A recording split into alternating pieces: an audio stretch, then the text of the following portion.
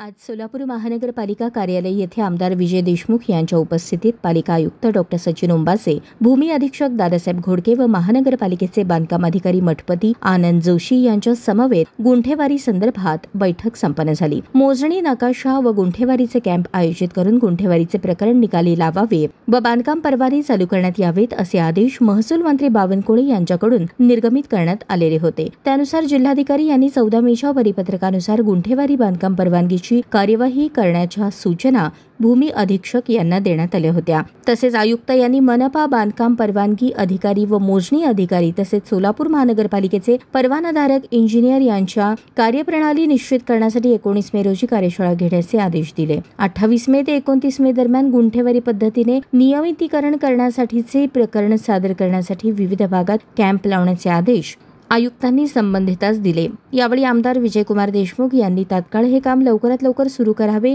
अशी सूचना देखील संबंधित अधिकाऱ्यांना दिल्या। यावेळी सभागृह नेते शिवानंद पाटील, चेतन पाटील व संबंधित अधिकारी उपस्थित होते।